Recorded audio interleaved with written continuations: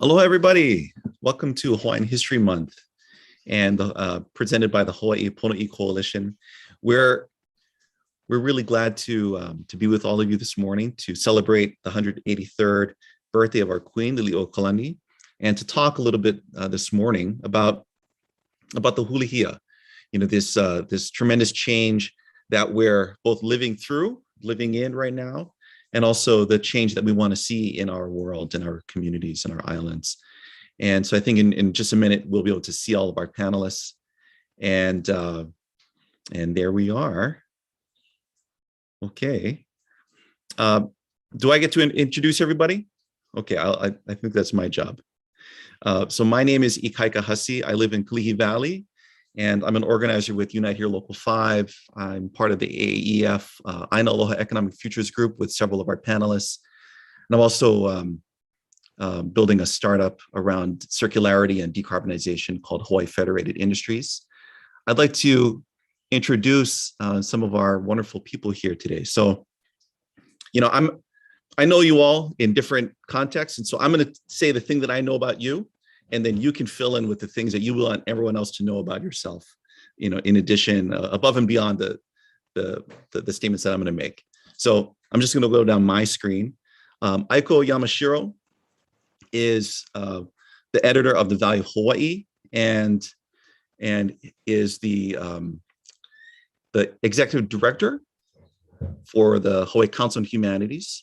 I want to make sure I'm getting this all correct. I don't have anything in front of me. And is an incredibly talented haku of communities. That's a role that she has played over the last over many years, doing a wonderful job of bringing people together to talk about important issues in our island. So thank you, Aiko, for joining us. Professor Kamana Beamer is also a member of the AEF group. Is a scholar at the University of Hawaii, and and is also was formerly on the Water Commission, or shortly, you're leaving the Water Commission shortly, is that right? I'm going to butcher this. Come on, Kalamai. You're welcome to fill it. You know your CV much better than I do. Kehau Abad is with Kamehameha Schools. Kana was an incredible leader in helping with the messaging and media around Mauna Kea, this issue which has really galvanized our Native Hawaiian community, and is also a member of the AEF group. So thank you, Kehau. Let's see. Keani Rawlins is a council member representing the island of Molokai on the Maui County Council, and is a longtime community leader, attorney, organizer, and incredibly, we're incredibly fortunate that she is in the position that she's in right now as an elected member of the Maui County Council. So thank you very much, Keani. So there is some opening prompts that we are to speak about this morning. And I'm hoping that leads us into kind of the question about what's happening right now in our community, in our world. And, the question was, how does the land see us? What kind of impact are we having on our community? What kind of impact are we as Hawaiians, as people having on the environment around us?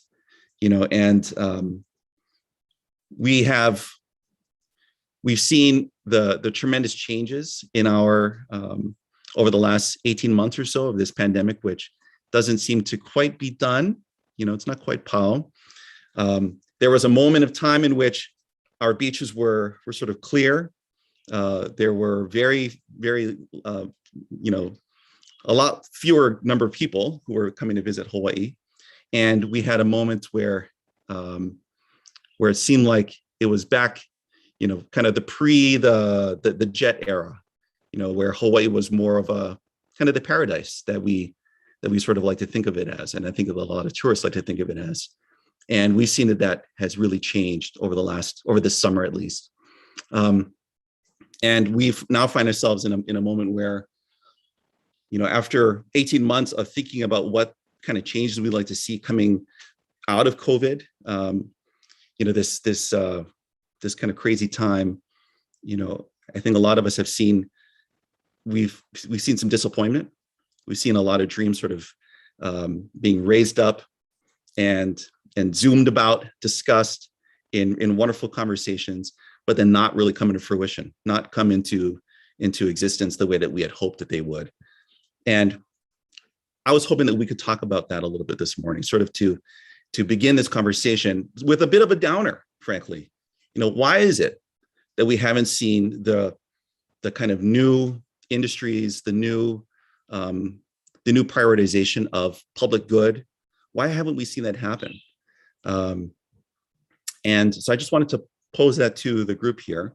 And as a bit of a place setting, I want to say that we're going to try to do this panel discussion, not as a panel discussion. Okay, so, I want us to imagine for a moment that we're sitting on the beach at Hakio Abad, which if you haven't gone, it's on Ko'olab, it's a wonderful place. And imagine that we are relaxing, it's late at night, the moon is shining bright, and we're talking story.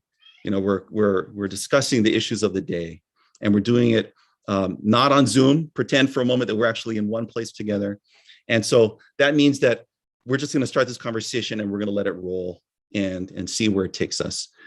As a moderator, I'm going to do a really bad job. I'm actually not going to try to point to folks and say, now it's your turn, Keani, now it's your turn, Kamana. I'm going to say, let's have a conversation. And I'm also going to participate in that conversation. Okay. So yes, Meliana is saying, yay, Hakio Abad. Yes, absolutely. All right. So let's just, if you don't mind, if I could start with that initial question, what happened in 2020 and where are we going right now? Anyone want to try that on? Come on, guys. You can't have silence on a Zoom call. Unmute yourself. Okay, I'll go. Mahalo, Ikaika. And I think keeping us on gallery would be good. I don't want to be the whole screen.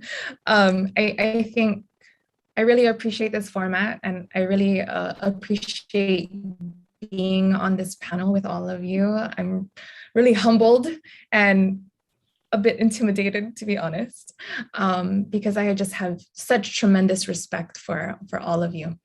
And I'm excited about this tone for this conversation that we'll have on this panel, something that I've never done before. And I really want this format to be successful. So I'm gonna jump in and then I'll answer your question, Ikaika. So I think in different spaces, we have seen some Hulihia, but I think it depends on the Hulihia that you are expecting or what you are looking at. So if you're looking at, sweeping āina wide changes, yes, we didn't see that. And I don't know, if we manage the public's expectations enough to not be disappointed by that when we experienced what we sacrificed for this economy that we were sold, and that incrementally diminished our quality of lives without realizing it. But for our smaller spaces, I did see Hulihia, happening. And I can share from Molokai. Our island started a renewable energy co-op, Ho'ahu. And I spoke a bit about it in my essay, Molokai Aina Momona and the value of Hawaii. And, we talk about energy independence. And our island has been talking about energy independence for years. And we're finally doing it. And, Ikaika, you joined some of the meetings that we've had where the co-op was just forming. And, a lot of those that were on this co-op, don't have that kind of background in developing a solar farm in renewable energy. But in looking around, that, it was just us. There was no one that was going to take this chance on us to come from outside to make this happen for us. We needed to do it for ourselves. And so, you know, in realizing that we're not gonna depend on others or try to look outside, we're gonna look within, and we're gonna build our own capacity and you know, manifest this change, make it happen. And there's been a lot of success with our renewable energy co-op in guiding this first project, which is the community-based renewable energy project. And it's about, you know, not just ku'e, but kukulu. What do we want to build? And I think, you know, all of our essays really speak to that, really spoke to us, you know, building, what do we want to say yes to? And putting those, you know, desires into action and doing the work, investing the time and believing in ourselves that we can make it happen. Even if we're not the most qualified, we're the ones here, and it's our keiki, our generations that we want to do this for, and our kupuna who we want to honor. And I'll that's a qualification, right? It's energy for your community. That's an important qualification, right? That's right. That's right. Absolutely. And so I wanna make space for others to add to or shift the conversation elsewhere, and then we can kind of popcorn in.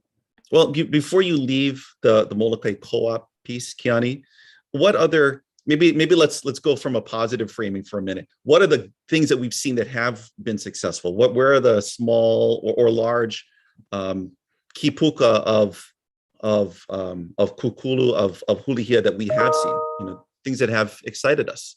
Maybe just kind of go around real fast. Okay, you want me to also name Sure, a few things? Yeah. Okay. So, you know, the community coming together to build, you know, establish the Ho'ahu renewable energy co-op Molokai, and you know, we've as a county have, you know, put into action concrete ways of managing tourism, you know, to protect our environment and our culture. You know, putting policy into action, and I think there's like work going on outside. So I'll mute myself now. People are busy on Molokai right now. Well, does anyone else want to add? Are there things that, you know, I started out the conversation kind of as a downer. Kamana, you have something positive? No, it's no, it's not a. Well, I think it's, so I want to echo Keani's mana'o, just really humbled and honored to be here, have a chance to kind of share and talk story. And, you know, and I wish we were all together and safe, and our ohanas were safe, you know, and we were thriving. But, you know, your question, Kaika, is I think we're still in the midst of this Hulihia, you know, COVID has not ended, you know, the challenges that our people face, that our āina face, has not ended.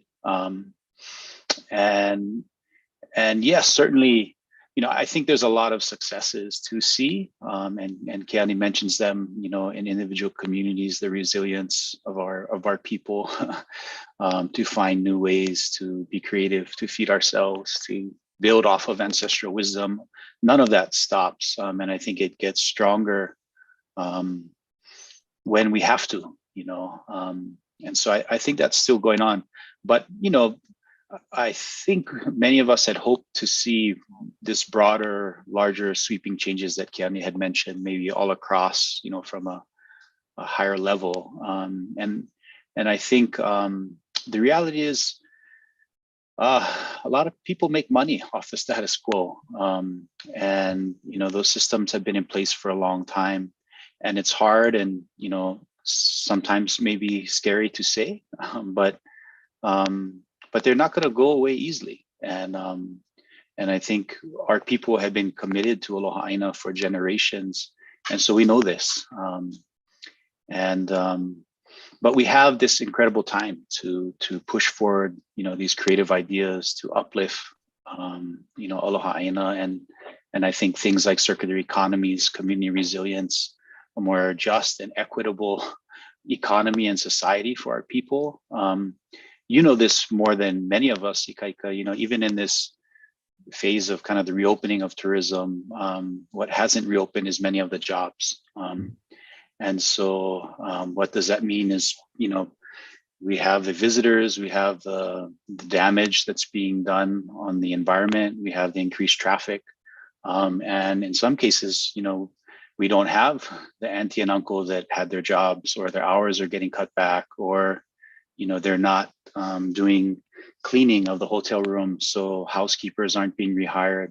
And so this is a serious issue that, we're going to continue to face, as long as this, the status quo stays, sort of in control of these ideas. But I think the benefit is we've done a tremendous amount in uplifting community voice and educating, and I think we're continuing to push, very forcefully in a pono way on these issues. So that's kind of how I think about it. The Hulihia is longer than we thought. COVID. We thought we was just going to get a couple shots, vaccinated, and pow. But COVID reminds us, no, we can't go back to the same way. We gotta build off of our ancestral knowledge and have the courage to try new things. And there are leadership. I'll say this is the last thing.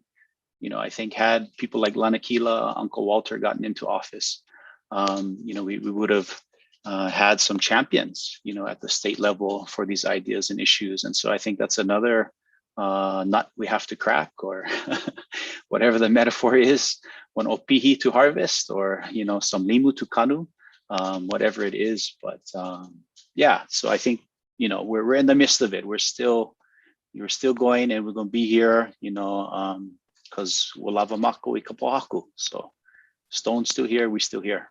Yeah. He's such an optimistic guy. Kehau, you want to say something? Yeah, I love all of the kukulu and pohaku imagery comments, and it's something that in the essay that I wrote, one of the things that we were talking about, my co-author and I, Gonzo Gonzalez, Orion Gonzo Gonzalez, we were talking about how it's so wonderful to see everybody coalescing. In the case of the essay, it was around Mauna Kea, but I think, when we look at the āina Aloha Economics Futures effort that we've been involved in, and I think everyone here has signed on to support. Mahalo. It's been amazing to see that sort of Hulihia in, at least even in my own mind, right? That, wow, we really can have this much unity in the community, the diversity of people that has signed up on that. It's amazing. And I would encourage anybody who hasn't signed up, please go to our āina Aloha Economic Futures, āina Aloha, gosh, what is our exact website? But check them out. Futures, āina Aloha Futures. Futures.com. Okay, thank you. Thanks, Kamana. I should know this. We know what we're doing. We do. In any case, yeah. In any case, that's please look at the sign-up list, and you'd be amazed, like the kinds of people who have coalesced around these ideas of foremost taking care of āina, taking care of community, taking care of each other, and that sense of it's a ko kākou kuleana. People are really gravitating to that from all kinds of walks of life, that you just wouldn't expect everyone to be all there on one single list saying, I support this. And yet that's what you see. And it's been, I think for those of us working in that, it's been a surprise that we had that sort of reaction, a really awesome, wonderful surprise. But it's, I think one of the beautiful things that we've seen in this time of really forced Hulihia, we have to, I don't know how anybody can imagine that we can go back to, business as usual. We gotta change it up. And I think so many people are coming to that. Why we haven't had bigger movement, I think it's because so many of those in power are, and if you look at it in the most positive sense, they're playing to their strengths. They're playing to the game plan that they know well, and they're ma'atu, and so they're just kind of recreating what they're good at and what they're comfortable with. And for, I'm trying to put it in a positive light, but we got to get in there and switch it up, change it up. So everybody who's been talking about, the leadership, how do we get leaders who really passionately support these sort of stances to take care of āina first, to take care of community first, to see community and āina as integrally, genealogically connected. Those kinds of views are so needed in leadership. And so, I think that's one of our main keys to starting that sort of Hulihia. And just being a part of this conversation is inspiring me to kind of redouble whatever little efforts are happening in my part of the world. So mahalo for the opportunity to have this convo with you guys. It's such an honor to be in this space with people. What always strikes me as crazy, Kehau, which is that every election year, well, I guess every 4 years, there's an election for governor, right? And we never ask governor, do you speak Olelo Hawaii? Or have you ever taken an Olelo Hawaii class? So not only do we not ask, or I'm sorry, let me rephrase that. Not only does, not only is it likely that the gubernatorial candidates haven't taken that piece and said, I want to understand our history, our culture, the very unique agricultural and economic systems that have made Hawaii work for thousands of years. Not only is that not something that is like a priority, but we also don't ask about it. Like it's not even a problem that it doesn't even get a play in the stage. The thought that you could be that someone can run Hawaii, or at least occupy that top seat in government and not have a knowledge of the name of, or the meaning of the street that they live on, that's kind of, it's really something. I think I think we should at least contemplate why is it that we don't even talk about it. It should be valuable, right? People should know our history. Like we talk about rail as if it's the first major project that Hawaii has ever done, and you just look on the other side of this island in Heia. There's a fish pond that's 800 years old, which took, I don't know, tens of thousands of people to build. You're the expert in archaeology, Kehau. Maybe you should talk to us about how fish ponds are built, because those are major engineering projects. And we do this really kind of crazy thing where we take anything that happened before 1959 or in the, under the auspices of Olelo Hawaii, and we treat that as if it's, ancient and not science, not engineering. It is culture, and it gets kind of shunted off into a side category. But I think if we were to see it as what it really is, which is an amazing amount of organization and engineering prowess, scientific understanding of the environment, of physics, all these things, we would see rail as just one more project that we're doing here in Hawaii. I don't know. What do you think about that? It's high science. It's technology at its finest. This Alokoi fish pond is amazing technology. And that was actually the mark of a good ali'i, right? Who were good ali'i? Those who were able to create these sort of things in collaboration with the experts who had experts who specialized in this and who were honored, so that they were the engineers, they were the ones running it. They had people who from those ahupa'a who knew the currents, who knew everything about it, every nuance of that place, and could figure out how to best build this lokui'a. And the best of the leaders were those who could organize that. I'm thinking in stuff that my research kind of old work, but when you think about what ali'i are and what that sense of kuali'i, to be in that state of being a leader of the people, that's Alokoi is probably the epitome of what good leaders should be doing, right? Working to provide food for the people, working with them, working with honoring the expertise of that āina and of that type of work. And that kind of thing is so perfect for us today. You know, in Tasu Kamana, circular economies, regenerative environmental uses. Sure. Yeah. No, I think that's spot on. So, you know, this is Hawaiian History Month. And what we're saying is our history is important. Our ike is important. You know, our culture is science. You know, aspects of our Olelo Hawaii are uniquely linked and were developed because of our relationship and our understanding of these unique ecosystem niches. Makaha, you know, in the Lokoi'a, it's a feat of engineering. You know, it's a creative, you know, way in which our kupuna figured out how to create regenerative, restorative aquaculture, you know, before these words really existed. And yeah, using the flows of the tides, you know, bringing that salt water in to bring in those nice pua that want to get, you know, inside the Lokoi'a and have a bite of some of that limu and get all those nutrients, right? And just collect and build up your fish stock.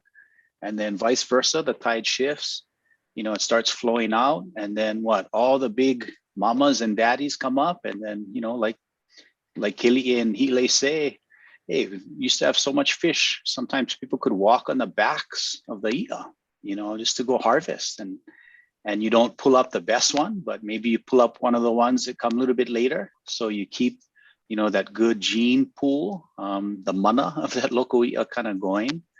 And it's absolutely cutting edge. You know, Hawaii is a place of innovation when we look to our communities, when we look to ancestral knowledge. And, you know, I've been blessed to be a professor and, you know, to have great people of my generation like Keli'i and Hi'ilei and Stacy Sproat and, you know, Kanekua Schultz and all these amazing, you know, I believe practitioners of Aloha āina that are doing this unique kind of community restoration that is education, that is economics, that is about empowerment, you know, and mental health and well-being and āina well-being all in one place. So if, you know, so when I bring colleagues from all around the world who study circular economies, they see these systems and go, this is amazing. Wow. How it just functions like nature. This is beautiful, you know, and all around the world today, you know, people are trying to solve the problems in which, you know, the previous economy has created all across our planet, the vast inequality, the, you know, degradation of the environment to the point of climate collapse and, you know, potential extinction of humans. The cockroach is going to be okay. You know, but we're at a moment of crisis. And so, but the thing is, here in Hawaii, we have some of these aspects, some of these tools, you know, that are like nature, that are regenerative, that all around the world people are trying to solve. And so, yeah, there's a lot of innovation, a lot of things that we can learn because our history is important. And it's not just this month, but every month. Our history is important. Yeah. So mahalo for that. I wanted to jump in, you know, continuing that with the metaphor of the Lokoi'a, that it wasn't a set it and forget it type of a system, where it was an ongoing process. So if a tsunami came and undermined the integrity of the architecture, then, you know, the community, the village came together and fixed it. And so, you know, I feel like it's for, you know, more people to understand that, you know, similar to democracy and ensuring that we have a government that is accountable to everyone, that it's like a Lokoi'a, it's an ongoing process. So I just kind of wanted to, you know, pitch that as like a thought to expand on in this conversation. Are you saying that you're pro-government, Keani? just teasing. Well, the government is supposed to be us, right? I mean, it's supposed to be our people in there. And I think that's been the disconnect, is that we don't see ourselves in the government anymore. And that's one of the problems. And it's one of the problems that in Maui County, a lot of people got together and helped to fix, so that they see themselves in our council. But, because it's a process, every 2 years we're up for re-election. And so again, it's not a, vote one time, you get someone in, and then you don't have to worry about it because that person is going to take care of everything. We need to continually show up and, fix the walls when there's a tsunami coming through, or, band together to improve upon the system in place. Yeah. So, there's a piece in what you're talking about, Keani, which I want to come back to, which is the government piece and kind of the split between government and community. But for a moment, I wanted to focus on the community, this notion of community.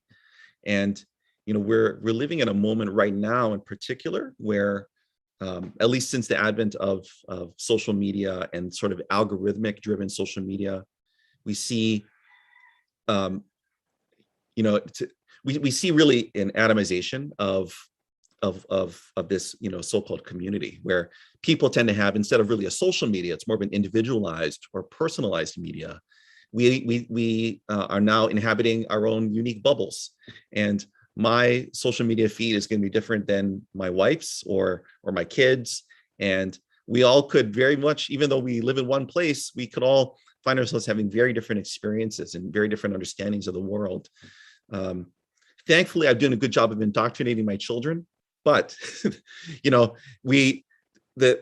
we're increasingly seeing this kind of splitting off and the negation of the notion that there is a singular truth, that there can be actual facts. And I wanted to pose to all of us, and I kind of wanted to single out Aiko if I could, because of your work as an editor, as someone who has spent many years now bringing community together in very deliberate and thoughtful ways, to sort of weave together conversations that can, hopefully elevate understandings and kind of raise our consciousness.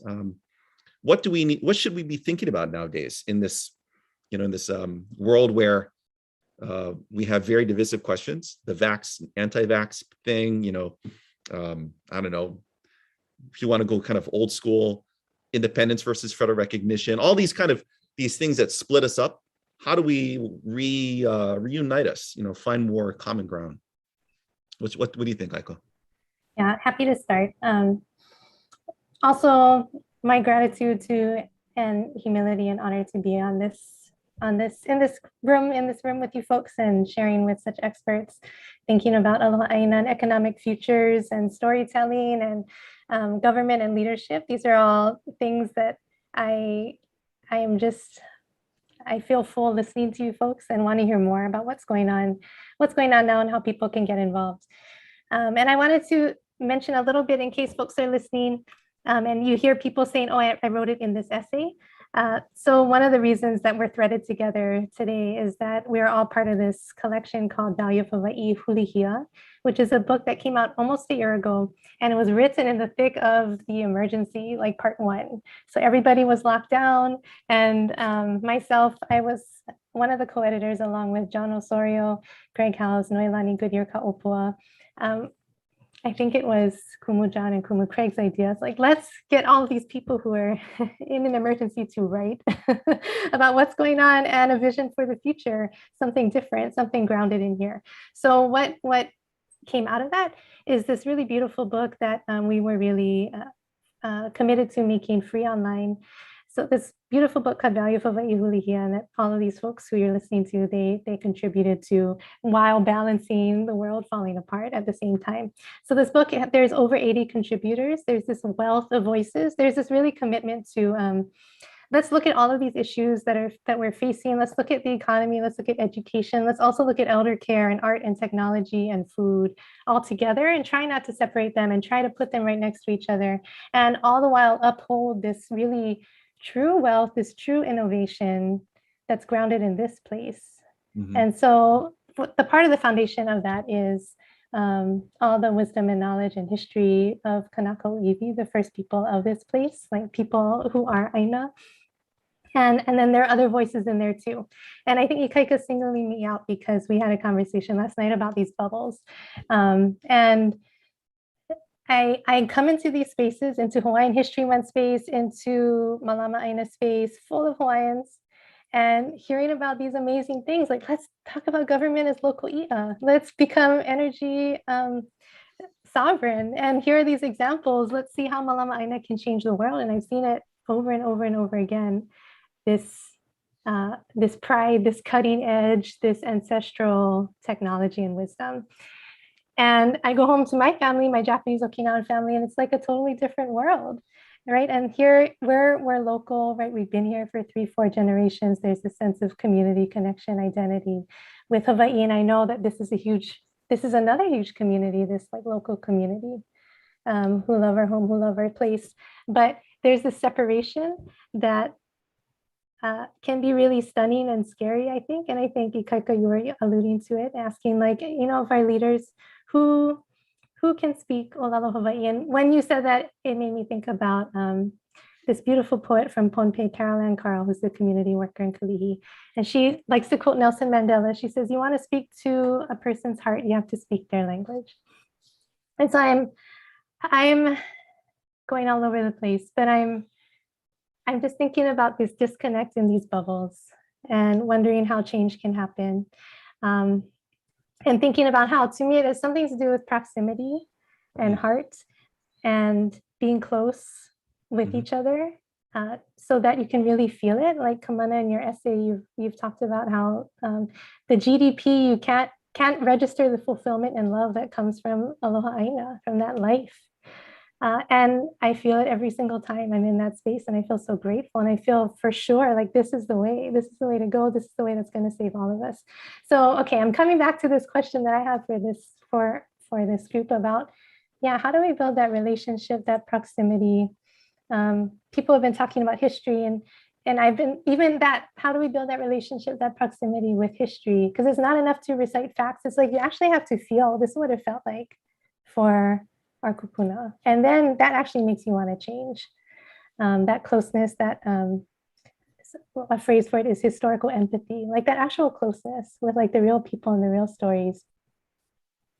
I feel like I'm talking too much. I think there's one more thing I wanted to say. Oh, civic engagement. Okay, so the work I get to do now, I work for a nonprofit called Hawaii Council for the Humanities. And our mission is to bring people together, to broaden perspectives, to connect folks. And then we believe, because when we can feel that real connection as humans, then transformation can happen. Some of the ways into that for us are like poetry, literature, talking about spirit, talking about these kinds of things, that culture that make us human. And in our mission, we have this idea of civic engagement. So I'm really curious for this group too. I think there's this way to think about civic engagement and civic leaders as like, okay, you go vote, and then there are people in office and they're your civic leaders. But I was recently talking to our coworker, Rob Chang, who has been doing these wonderful classes in the correctional facilities for 20 years. I asked him, what does civic engagement mean to you? He said, just being together, like spending time together. So apologies for wandering around, but something about that closeness, that being together, this transformation that I think is ready to happen on this larger scale are some of the things I'm throwing out. Mahalo. Yeah. So can I infer though, Aiko, that there are some situations where there's not enough proximity, where people are actually physically or kind of emotionally distant from each other? Is that a piece of this too, as well? And where we need to actually like bring people together? Yeah, I think there's something like, well, you were talking about the algorithms online. So there's something in the online formulas that like actually split us apart depending on what we like. But I don't know, there's other things, right? There's like the good old boys are I don't know how corruption works, or like these kinds of routines that we find ourselves in. Maybe I'm coming back to something Kamana said earlier. He said Hulihia is going to take longer than we thought, and it's scary to change, and we need courage. And I'm wondering, how do we practice courage? I think the courage to be with people who maybe we're not always, or to go to a place that is unusual for us. How do we collectively instill and practice that kind of courage maybe that we need for that kind of change? What makes us feel courageous? Mm-hmm. I know not supposed to have dead silence, but I wanted to kind of marinate in that for a minute. That's a good thing for us to think about.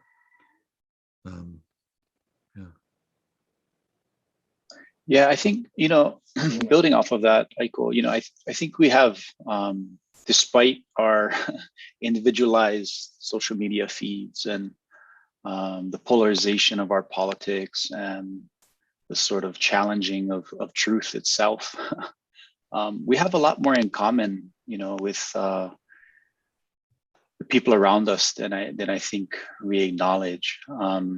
And I think that's kind of what this part of this Hulihia, climate crisis, COVID,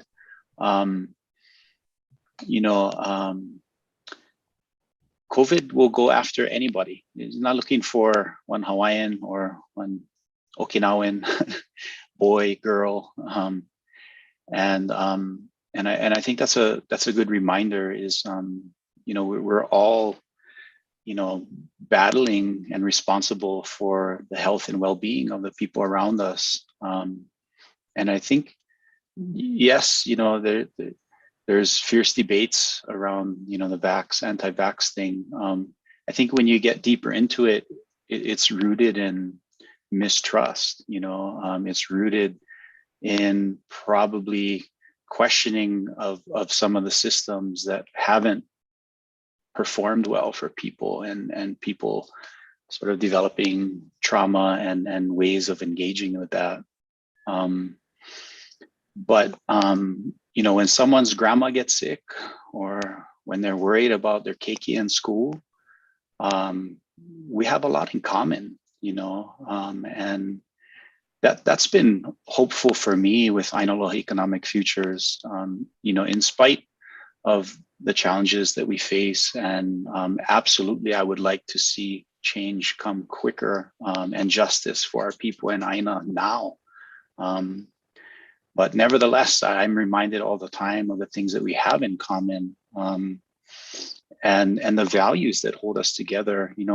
The other thing about climate crisis is, the whole world is realizing our planet has boundaries. We got to malama the coast of Africa, just like we got to malama La'au on Molokai. āina is āina. It feeds people all over the planet, and we're connected to that. And so there, I think we have a lot in common also, right? Yes, sometimes I think the status quo would like us to think, hey, we don't have anything in common. We're all fighting each other to survive, and that sometimes will maintain the power structures that are in place. But the reality is, we're not billionaires. None of us are getting in jet rockets and flying to other planets to colonize them for the future of humanity. We're here, and we're committed to our world and our āina. And I think we can creatively build these movements to address the crisis that we're in. So mahalo for that openness and honesty, Aiko. I think the other thing, at Kānaka, we're all mixed up too, so man, you sometimes you might be Hawaiian, you go hang with your Portuguese family, you go, what the hell are you guys talking about? And there's education that can happen within our own families, right? So yeah, mahalo for sharing that. So Aiko, did you want to say something, Aiko? Yeah, I wanted to mahalo Kamana for that. And also, I think I didn't properly finish part of the story. I was quoting Carol Ann Carl, who's from Pohnpei, who's a poet who works in Kalihi now with Micronesian community, Hawaiian community, other communities. And she likes to say, you want to speak to a man or person, speak to their heart, you speak in their language. You want to speak to their brain, speak in English. You want to speak to their heart, speak in their own language. And then she went on to say, I want to learn all the languages. I want to, speak Pohnpeian and Chamorro and Hawaiian and like all of these Tagalog, like all of these languages. And it was just beautiful the way she described it. So it's like, it makes me think about what you're sharing, Kamana. Like, I think it's really important we have a lot that connect us, but what are we gathering around? Because if we're gathering around this idea of we're all American, like then it kind of frames our connection in a certain way, or we all got to make money. That's our commonality. Whereas if we're gathering around, we all love āina and want to take care of it. It's gonna be different. So that language examples, right? If we're all it's not like the goal is we're all trying to speak English so we can talk to each other. But if the goal, as Caroline was sharing, if we're all trying to understand each other's languages and to me, being in Hawaii, like trying to understand Olelo Hawaii as key and central to that. I think that's such a beautiful vision that we have this richness. And what are we gathering around? What's the organizing kind of factor? Yeah. Yeah. Love those ideas, mahalo nui.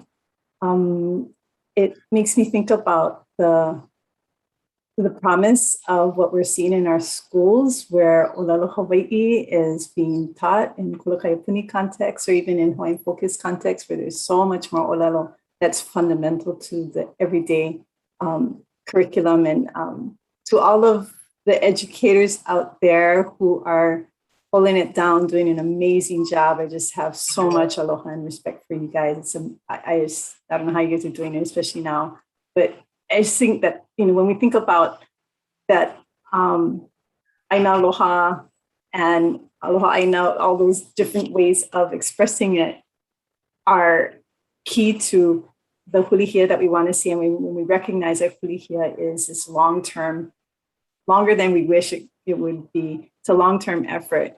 The role of schools and our next generation, I think is something that we probably want to pay a lot of attention to, give it a lot more effort and resources and focus. I mean, we should be paying our kumu way more than they get, and not just in the P through 12 space, but you guys too in the universities. You guys are, so valued to our lauhui as those who are going to shape the next generations. And I think that's one of the things that I'm most hopeful about, when we see what's going on in schools and the focus on whether you're looking at the DOE with Nahokana'o and that connection to who we are, our identity as people grounded to place. And that's something that is really hopeful. If you look at, curriculum in our Hawaiian focused charter schools, just so amazing, the kinds of haumana that they're producing. And when we look at, Kulakaiapuni across the DOE system, our private schools too, whether it's Kamehameha, Kanalui, so many of these schools are like making this central to what haumana are learning about. And you see that in, when we're on the mauna and you listen to people like Lanakila and Ho'okahi and Kleikoa and, Andre, all these guys, that they are the products of that. And the fact that they could lead our people in the ways that they did, I think to me, that's the kind of promise. I mean, I wish some of those guys would be running for the big offices, because I think they would be tremendous. And I wish Ikaika had won a seat, right? But yeah, it's, that's new generation just has a lot of promise for the hulihia that we hope to achieve. So I just want to put that in the combo. Mm-hmm. I wanted to jump in, Ikaika. We've been saying like hulihia is taking longer than we thought. And I think we need to help shape that narrative, in that Hulihia is a process. It's not like a destination, right? And it's something that we have to continually malama. So we find ourselves too far, with the pendulum swung to capitalistic, exploitive systems. And that goes so against our culture and our core. And this panel is about turning to our strengths, right? That's the title of this. And when we're talking about our strengths, and Kehau is talking about some of our leaders who are very charismatic and have the strength of education and building up our lahui, and perhaps some of them, their strengths wouldn't necessarily be in government, because they are far more effective pushing those in government to push that pendulum back the other way, to malama āina, aloha āina, away from capitalism and imperialism. And so, in thinking about Hulihia being more of a process, I think that kind of helps us be more grounded in the reality that it's long game, right? When Kehau's talking about education, having kaiopuni, kaiolelo, where we're investing for a long time for this Hulihia to happen in the future, right? But we need it to continue, not just Hulihia one time and then pau. We have to nurture that and continue to keep that pendulum to the side that we're aligned with, and so it is going to take longer than a lot of us would like, but even when we achieve what it is that we envision, we still have to continue to work to keep us there, because there, like Kamana was saying earlier, there's so much money to be made, and in a capitalistic structure where that is gaining as much money and hoarding wealth and hoarding houses, and when that's the driving force, and it's not about the collective well-being of everyone, it's just about individual, then that's that force that we kind of battle with, fighting for everyone. Yeah. There's an author that I really like. His name is Emanuel Wallerstein, and I think he's from Austria, Germany. I'm not really sure, but he wrote a book that came out before 9/11, where he basically prognosticated that the United States would, and just capitalism in general, would just massively transform in this kind of like in this time that we're in right now. And one of his points was that there are these moments in history, kind of cyclically, where capital is weaker, and it's where things can actually puka through, where things can shift. And he points to some other historical times. 1848, was another moment where there was massive, revolutions all around the world, Paris, etc. The 1960s were another one of these moments, and he was saying that this is another one of those moments. And his manalo is that it's good because right now is a time where small actions can have big impact. Kind of like what we're seeing on Molokai or in our, but on the other hand, capital itself isn't like hanging out and just waiting. It's actually transforming itself as well. And it's like what Kamana was talking about earlier, where the richest in the world now have very different visions than the Carnegies of the past. They're looking at Mars. They're looking at the asteroids. Their ambition is actually to flee Earth and seek refuge elsewhere. And so just, you know, the amount of inequality is so extreme at this point. You know, it sort of exceeds in any sort of you know, it doesn't make any sense. You know, it's crazy. But nonetheless, this is an important time. There's a couple other things which you know, with regards to this thing about Hulihia taking too long, and I know I posed that originally, but it's that this whole decade, right, this is the climate decade. This is the most important kind of 10-year span probably for generations to come.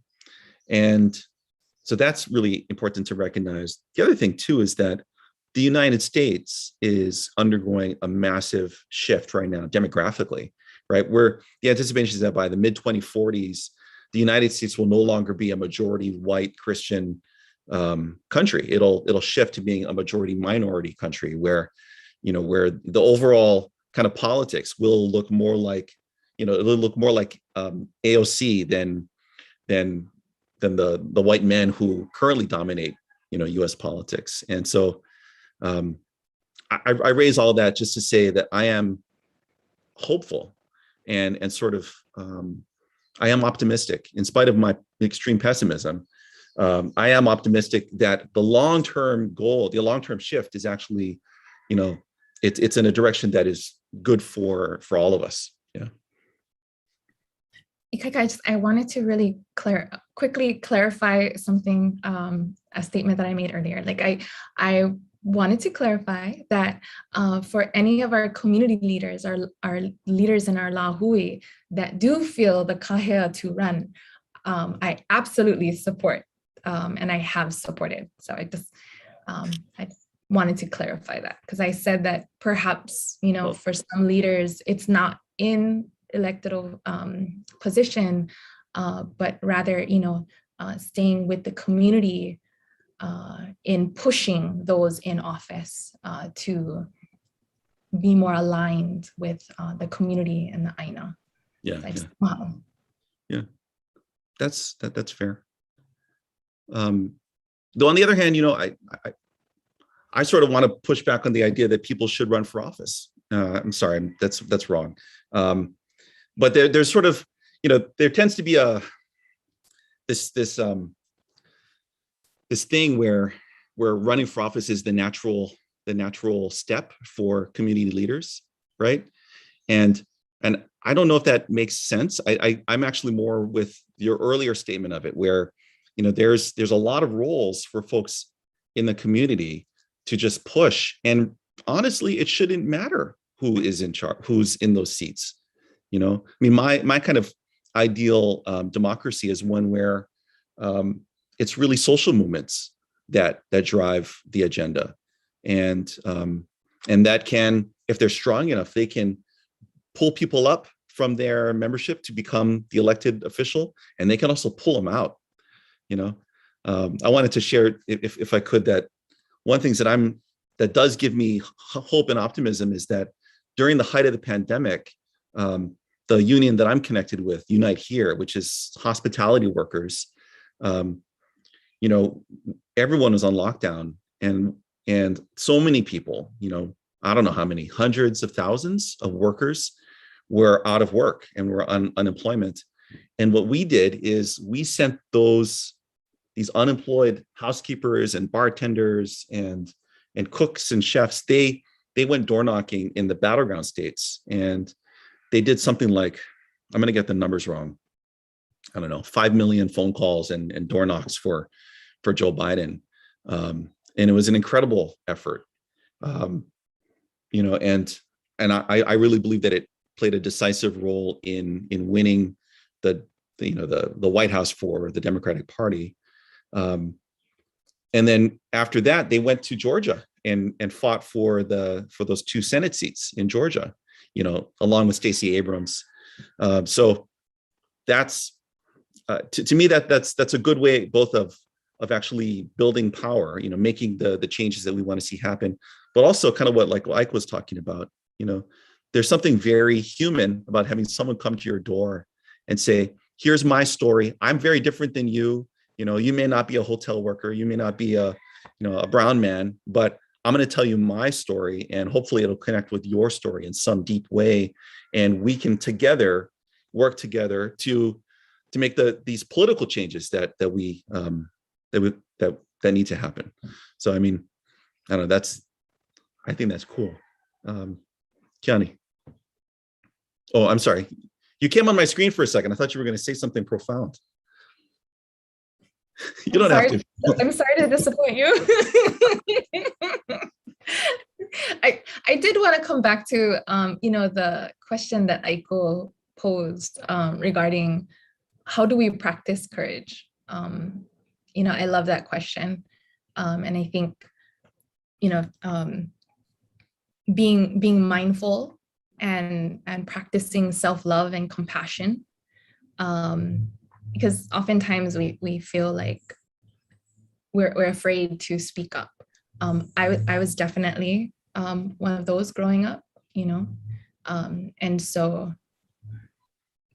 speaking up took a lot of courage, and it hasn't changed. Being on this panel again is to summon a lot of courage to publicly share thoughts that could be critiqued and criticized, and just putting yourself out there and being vulnerable in that way. So I think in practicing courage, just whatever incremental steps you can make, and having that gratitude for yourself and compassion, lots of compassion, when it's not perfect. So I wanted to, sorry, it wasn't like super profound, Taika. No, I want to build off that, because Keani said a whole bunch of profound things, and one that I want to get back to was supporting. She came and said, hey, I support anyone that if they feel that call, that kuleana, I got your back. And that's Hawaiian History Month. That's ali'i leadership, right? Is we want to be the kind leaders that, hey, no shame, burn the backs of our back, planting kalo with the people and carrying stones. And, that was the beauty of our system when it functioned, is kind of the balance of bottom up and top down. And, and that's something that we can do a lot in getting better at. But Keani, in her role and her leadership, from Molokai, from Maui County, has just been instrumental and such a courageous example of leadership for our islands that is truly, inspiring, for me with Aina Aloha Economic Futures. She was one of the first of the Maui County Council to, suggest adopting, our efforts and our declaration. And soon it spread to other counties, but it really started with Maui County and, you and Council Member King and others, and this kind of courageous leadership. So I don't want to get away from that. We do have to support each other, and we have different roles, and different kuleana. And, another, another example, if you go watch Anthony Bourdain when he goes to Molokai, go watch his old show, and, Uncle Walter folks there, they tell him, I think Hano says directly, hey, this is the thing. If you love Aina, we're family.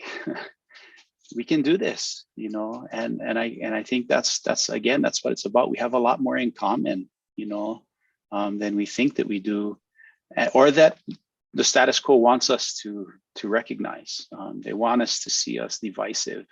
Hey, FedRec, independent, we're going to scrap over everything, but we have a lot more in common. And I go back to that, I remind myself, hey, Hano looked at Bourdain.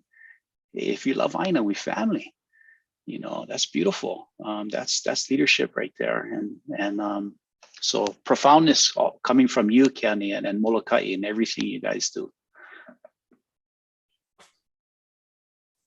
Yep. Thank you. Thank you. Just wanted to put it out to the, to the interwebs, anyone listening, please, if you have questions, let us know. We'd love to talk with you as well. And so I wanted to, I'm going to go negative for a minute. All right. Which is that, okay, so we were talking about Molokai and the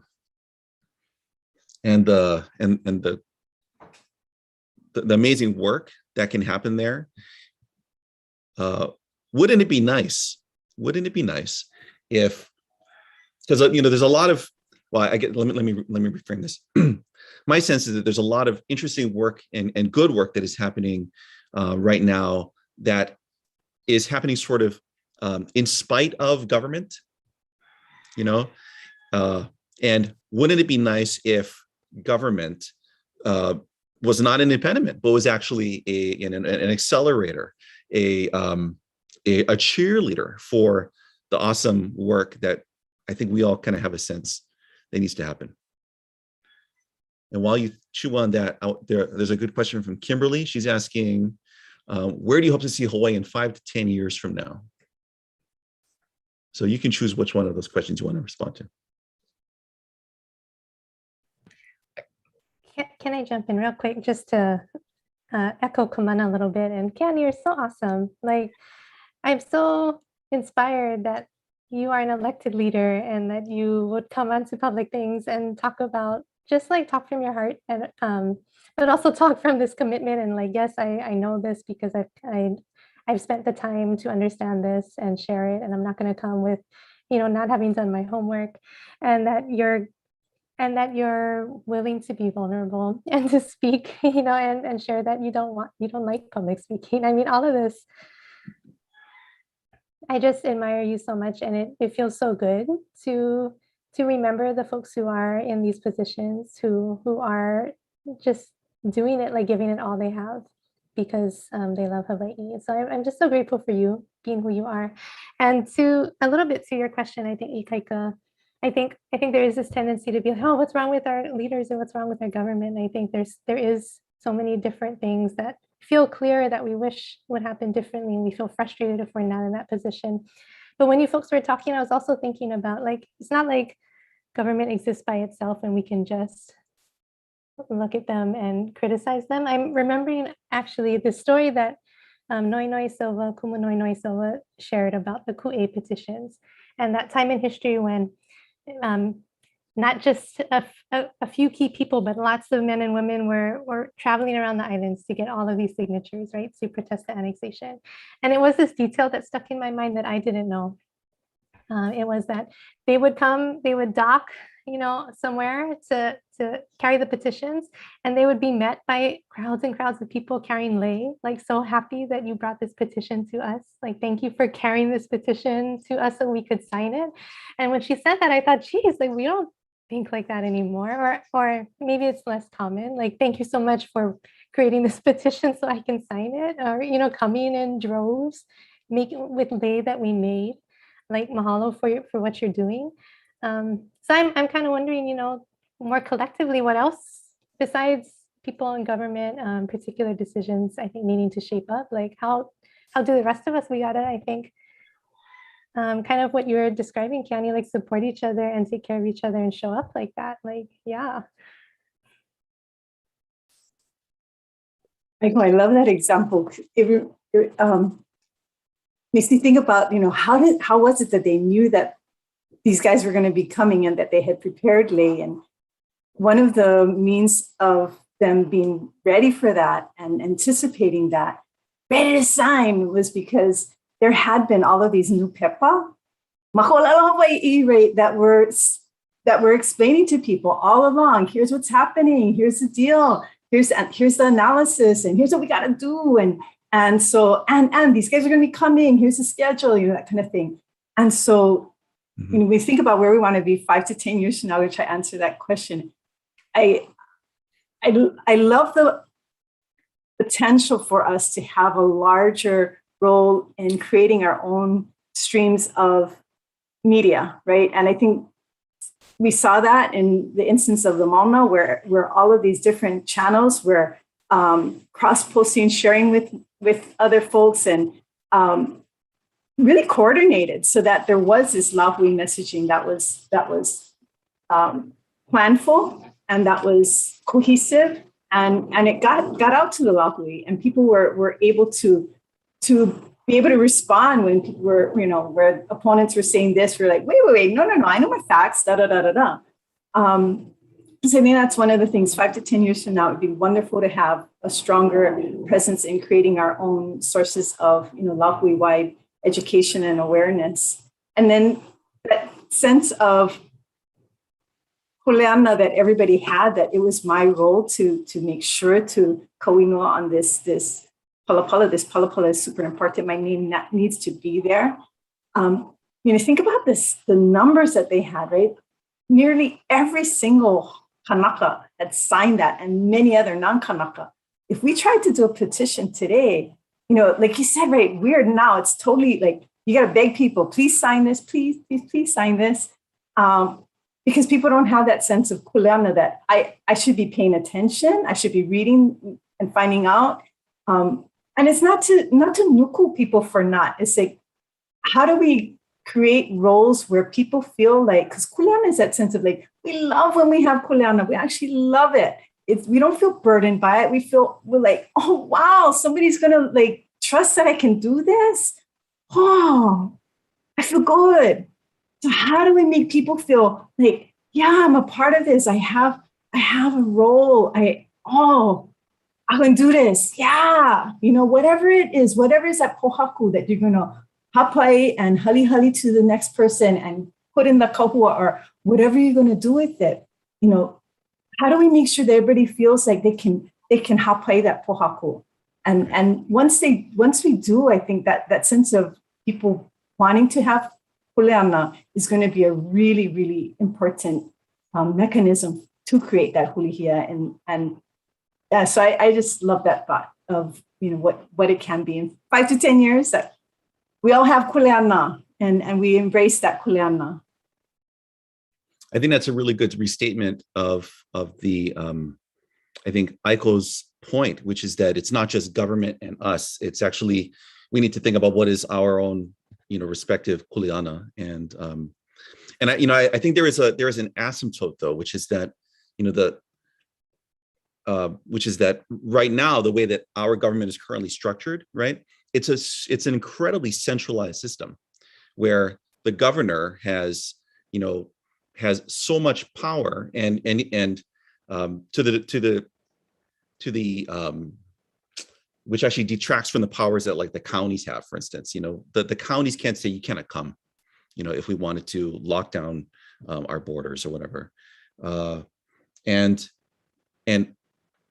by the same accord, the federal government in our current system has so much power over Hawaii that, like, even if the governor had the desire, and for all I know, he may have the desire to say we should have a shutdown today, or we should have a pre-flight testing, pre-entrance testing for COVID.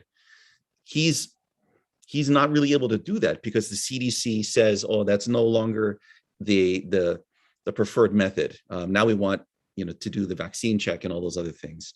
And so that I don't know, I think we keep on running up against the hard politics, the hard legal stuff, where it's those need to be challenged in a kind of head first. Yeah. Anyways, I'm sorry. Kamana. No, I mahalo everyone. I think what I keep continuing to hear is how connected we are, and whether it's planning like the hui kalai āina back in the day, and sort of realizing, hiki ke aloha āina hope loa, like it's aloha āina that binds us, right? I mean, that's what we're committed to, and we always have been. And I think so, thinking about the next 5 to 10 years and where Hawaii goes, I think Kaika is right. It's like, on a certain level, and I think it's Frederick Douglass that says this. So a man, literally fighting against the chains of slavery, trying to free himself. He says it's something like power concedes nothing without demand, and it never will.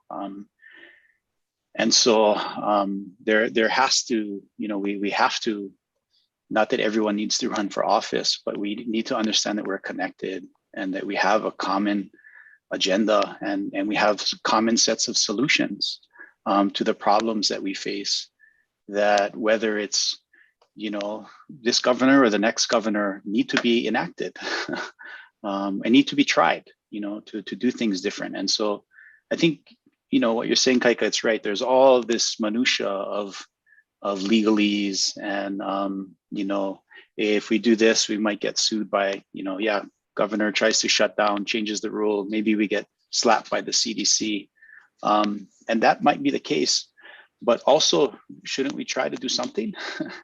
Do you want to get slapped by the CDC or do we want to have our ICU beds completely full?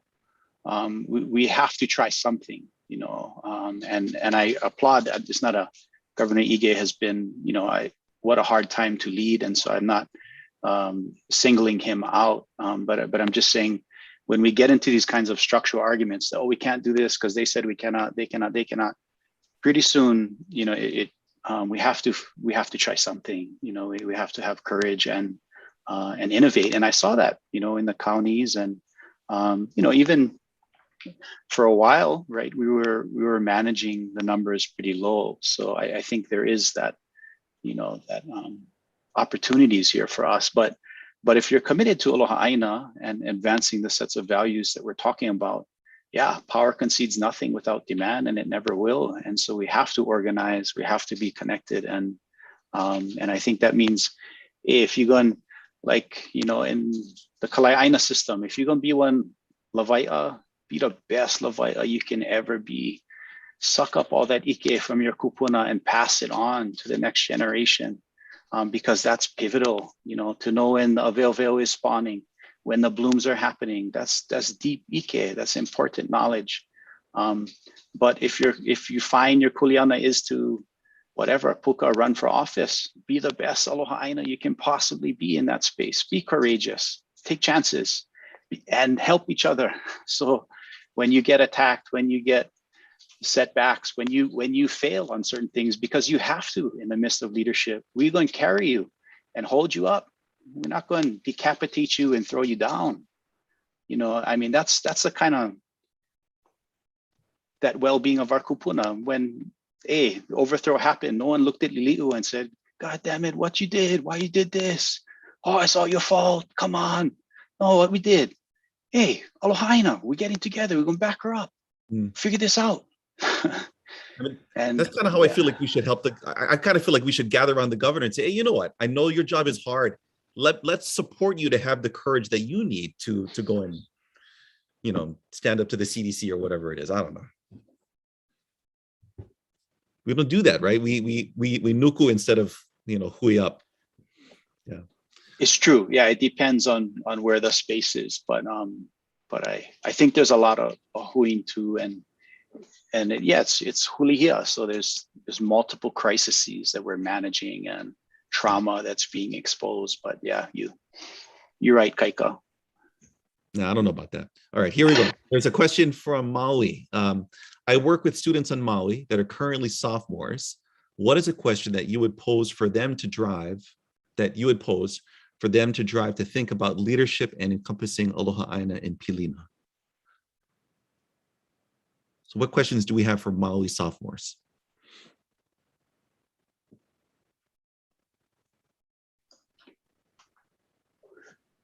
Oi, who you? Where does your water come from?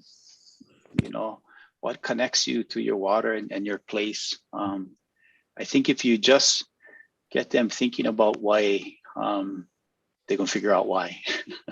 And and that connection, I think is huge. And we didn't talk a lot about why yet here in this panel, but that's another amazing area. I see our community, for generations standing up and now in some instances pushing the pendulum closer to pono than it's been in a long time. Still get ways to go.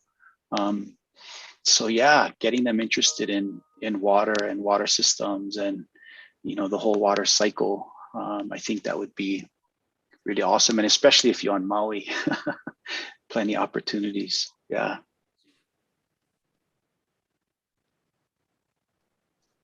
Anybody else? Aiko, Keani, Kehau? Yeah, absolutely. Building off of what Kamana said, and also what Kehau was talking about, kuleana, in figuring out what calls to you, like Kamana was saying, if it's to be Levaita, be the best Levaita you can, strive for that excellence in your kuleana. So, and sometimes it's hard to figure out what is your kuleana. Sometimes it might be like deductive reasoning, right? Trying to see, well, maybe this is my kuleana, and like learning that, perhaps it doesn't fit quite right. And exploring different, avenues in figuring out what does speak to you. And I think, I think someone said it in the chat about I think it was Auntie Carolee, about that, just the disconnect. And, Aiko was talking about proximity, and in trying to find a way to bring us together. The Maui County Council is putting together a youth council from Maui County. And so if that's something that these sophomores, would be interested in, I think there are leaders in different organizations and in the government that are trying to create pathways to help with civic engagement, with helping our OPO find their kuleana, because in the council, like, and in other legislative executive branches, you have to learn like so much of what makes the county work, what makes our society run, that it's not just about passing laws, the legislative experience, but also understanding what is good policy by understanding what works and what doesn't in our community. So all those different facets. Mahalo.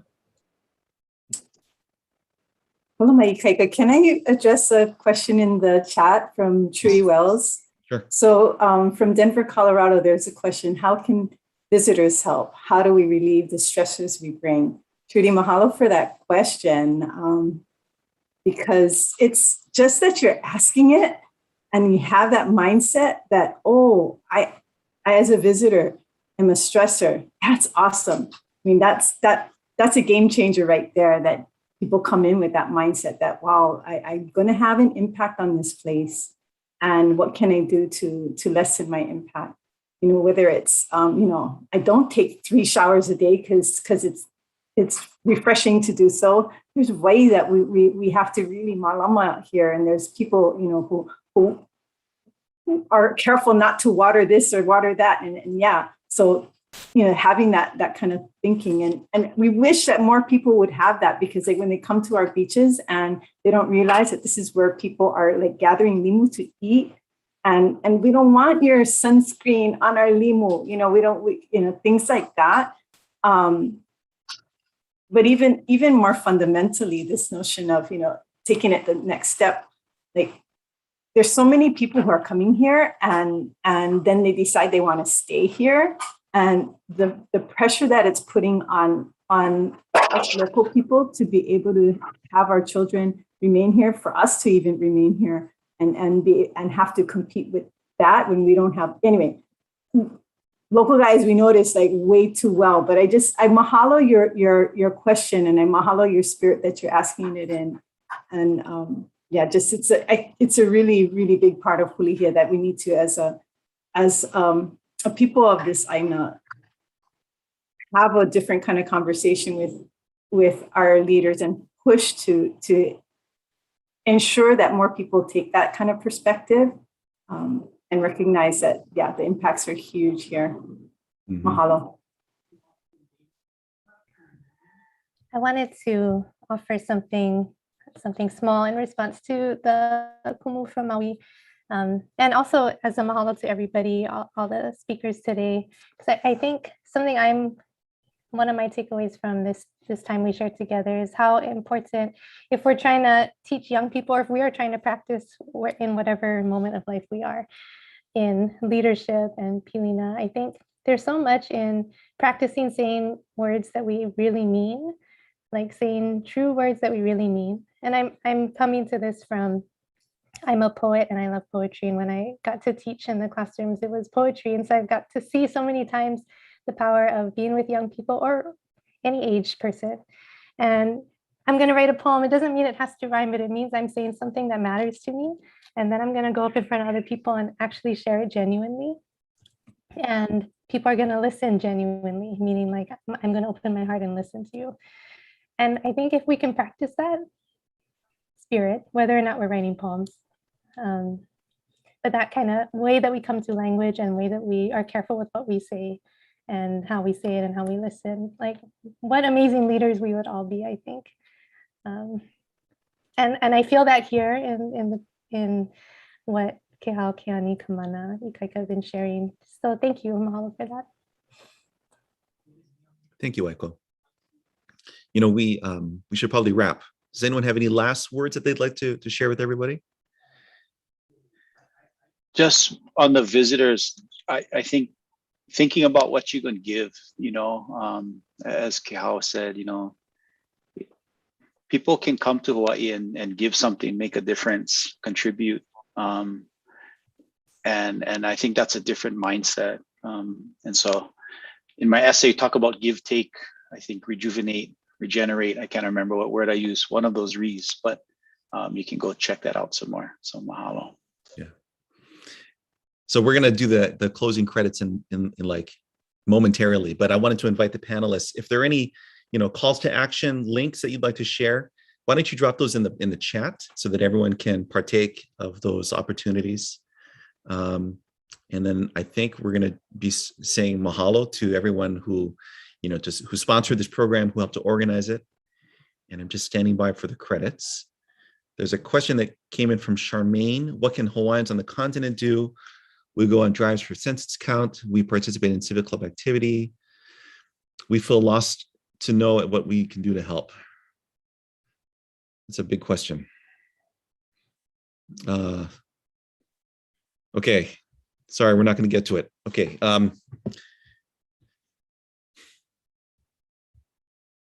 So thank you all again for joining us today. And if anyone would like to respond to Charmaine in the chat, please do so. That's a really important question that Charmaine is raising. And on September 8th, so today is September 8th, thank you for joining us for this panel. We want to thank all of the members of the Hawaii Pono E Coalition, Kamehameha Schools, the Friends of Iolani Palace, the Association of Hawaiian Civic Clubs, Papa'olalokahi, University of Hawaii Manoa John A. Burns School of Medicine, the Department of Native Hawaiian Health, Ahuhui o Nā Kauka, Center for Biographical Research at UH Manoa, Hawaii Nui Akea School of Hawaiian Knowledge, Manoa Department of Theater and Dance, the Native Hawaiian Bar Association, the Hawaii Youth Opera Chorus, OEV TV, and Olelo Community Media. Okay. Also, thank you to our partners, the Office of Hawaiian Affairs, Kanaeokana, Pam Omidyar, Lili'u Okalani Trust, Ahuhui Siwila Hawaii, Lea Ali'i, Kamehameha V Judiciary History Center, Kauaihao Church, Bidi Kanahele Dawson, the Mana Music Quartet, Nā Mea Hawaii, Mana Maoli, Mana Ikaleo, and Native Hawaiian Student Services. Thank you everyone for joining us this morning.